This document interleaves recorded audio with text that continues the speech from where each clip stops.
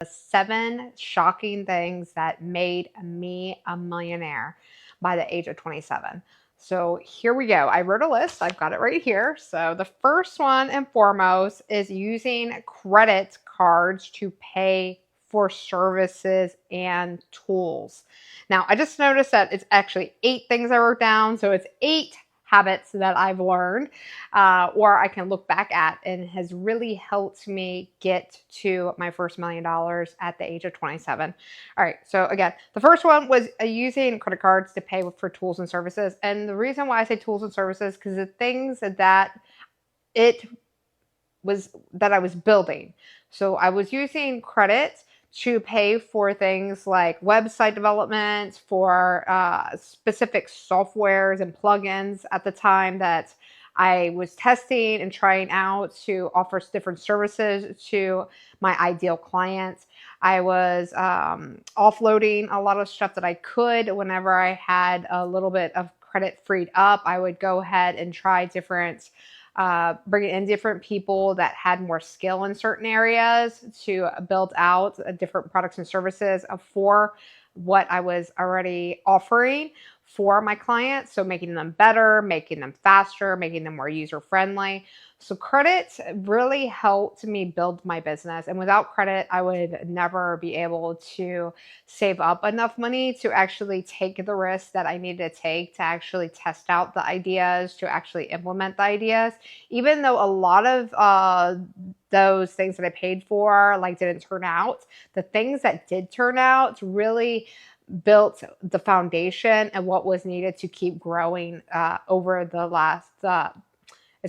the years. So over the years of me figuring out what was working and what wasn't working, it compounded the time it would have took me from saving up the money or getting another job or whatever I needed to do to come up with the money to continually to grow. So use credit to your advantage, get as much credit as you possibly can, but always reinvest it back into what you're building for your community, to that ideal client. And from there, double down on what's working, make it better, make it faster, make it more user friendly, and you will have a nice foundation to continue to build your other products and services and ideas off of. All right, so make sure that you are using it correctly in building whatever your business that you are doing. The next thing, flexible in activity. All right, so when I say flexible in activity, I mean based on what results you want. So first you have to have an idea of what results you are trying to achieve. And then from there, you have to be flexible on how to get it. So for an example, like for me right now, a lot of the business that I build has to do with content, has to do with social media marketing. So a lot of the things that I found that I was doing essentially wasn't fulfilling the results I wanted. So I had to be flexible on trying out new ideas on different platforms, for trying out different naming ideas, different thumbnail ideas, different advertisement ideas. And from there, it was enough data that I could use to build a nice foundation to continually grow what I've been building in my personal brand and my business brand.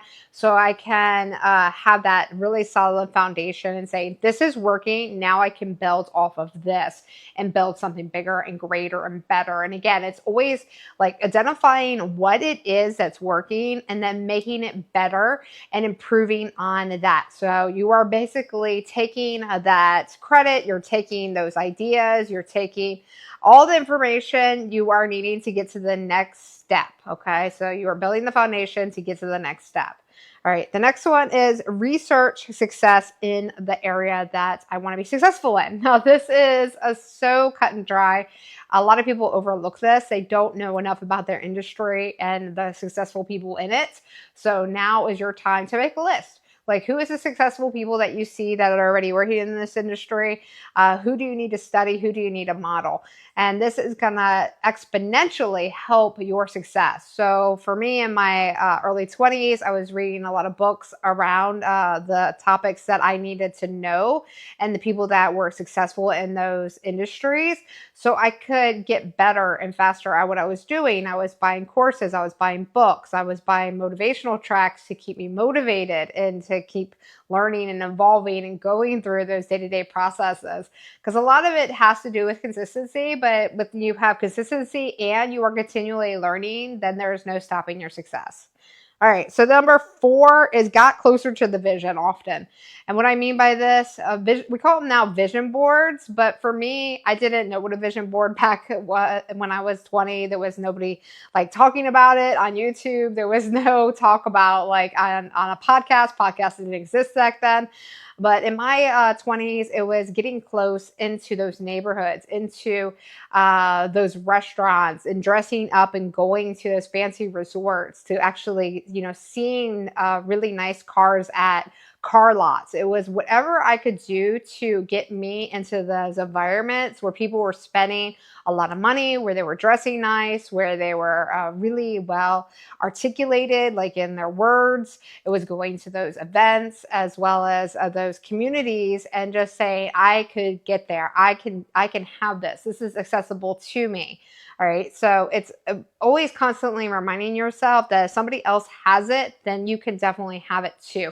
And just confirming that belief that it is possible, because if there's other people in your area or in your industry that already have it, then it's specifically possible for you to get it in that same exact industry or environment. The next one is, let's see, I didn't put limits on my potential. So a lot of people that I talk to and I've coached over the last couple years, I often hear the people that aren't seeing any results or not getting any further than where they've been for like the last 6 months, the last 2 years, the last 3 years, is because they are limiting their potential. They're like, I don't have this, so I can't have that. And that is really just all internal. And once you break that limitation, say anything is possible at any time, like I can literally go from 0 to 100 million in a couple years, and that's no problem. In fact, I can exponential my growth. I can shoot higher. I can get bigger. Anything is possible for me. And you don't have a limitation and say, well, first I got to make my first 100,000. First I need to make my first million. First I need to make my, first 100 million. When you don't have that limitations on yourself, then anything is possible. So stop thinking in limitations and start thinking more in possibilities. All right, next one is I use weekends and nights to do more, okay, to get to my desired income. And what do I mean by that? By taking out everything in my life that didn't have a direct impact on getting me to my end result. So for even me now, way past my 20s now, is I still live by that mindset. Like I don't watch TV on a regular basis. All the research and things I watch has to do within areas in my life that I feel weak at and need to learn more of. So I focus on what is the current thing I am trying to do in my life. And I follow people around that, and I watch videos around that, and I listen to music around that, and I learn around that. And that will essentially get me into the mindset of how exactly I need to go about doing that in my life. And in doing so, it takes up a lot of my nights and weekends. It's just a common fact. You only have so many hours in a day. So would you rather do a task that you're not learning and growing and evolving and building onto what you really essentially want to be doing in your life? Or would you rather waste that time and be like, well, why am I not getting the result? Well, it's because you are spending all your time and energy and thought process around this thing that is not serving you. So use your nights and weekends wisely. Your time is more valuable than anything. Your energy is more valuable than anything. So make sure you're spending it with quality people. You're spending it learning quality things that is going to get you forward in life and not keep you where you're already at.